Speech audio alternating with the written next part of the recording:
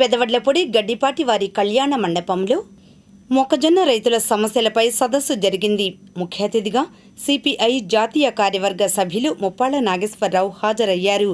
ఈ కార్యక్రమంలో రైతు సంఘం నాయకులు యార్లగడ్డ వెంకటేశ్వరరావు, ముసునూరి సుహాస్, నీటి సంఘాల మాజీ అధ్యక్షులు తాయి శ్రీనివాసరావు, మొక్కజొన్న రైతులు వీరపనేని మురళి, కొంగర నరసింహారావు తదితరులు పాల్గొన్నారు.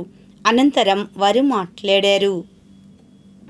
రాష్ట్ర వ్యాప్తంగా మొక్కజొన్న రైతులు ఎదుర్కొంటున్న సమస్య గత సంవత్సరం కంటే ఈ సంవత్సరం మొక్కజొన్న సాగు కొంత పెరిగింది.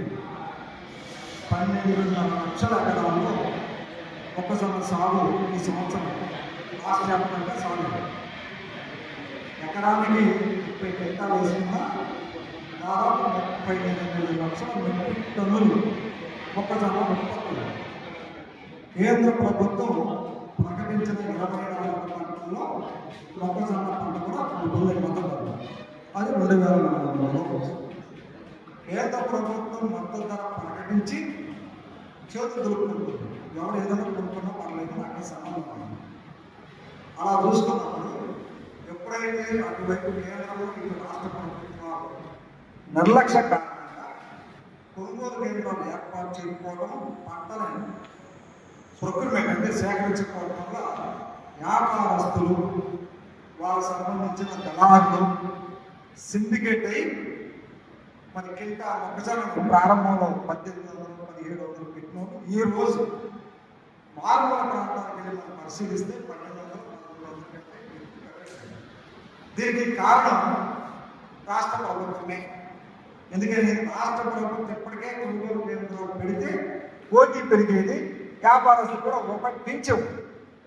కానీ కేంద్ర ప్రభుత్వం కానీ ఇటు రాష్ట్ర ప్రభుత్వం కానీ, అంటే నాబార్డు కానీ ఇటు మార్కెట్ కానీ, వీళ్ళిద్దరూ ఏమి రంగంలో తిరగకుండా ఇంట్లో లింక్స్ చూస్తూ ఉన్నారు తప్ప మొక్కజొన్న రైతుని ఆదుకోవడానికి ఒక నిర్దిష్టపరమైనటువంటి ఏజెండాతో ఈరోజు ముందుకు రావాలి.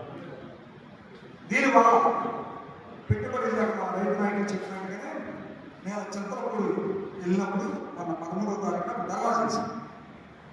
1,000 రూపాయలు నష్టం పెట్టుకున్నాను ఈ సంవత్సరం మొక్కజొన్న రైతులు. అట్లా రాష్ట్ర వ్యాప్తంగా మొక్కజొన్న రైతుల గురించి అధ్యయనం చేస్తే 2,600 నుంచి 3,000 కోట్ల రూపాయలు మొక్కజొన్న రైతులు ఈ సంవత్సరం ఆదాయాన్ని కోల్పోతున్నారు. ఈ ఆదాయాన్ని వ్యాపారస్తులు, దళారులు ఉంచుకుంటారు. మరి ఇటువంటి పరిస్థితుల్లో రాష్ట్ర ప్రభుత్వం మరి కేంద్ర ప్రభుత్వాన్ని ఒప్పించి కొనుగోలు కేంద్రాలు ఏర్పాటు చేయించి మొక్కజొన్న పంటని కొంత మేరకై కొనడానికి ప్రారంభించుకుంటే వ్యాపారస్తులు ముందుకు వచ్చింది. ఇప్పుడు డబుల్ ఇంజిన్ సర్కార్ అంటే పైన మేమే కింద మేమే అంటున్నాం.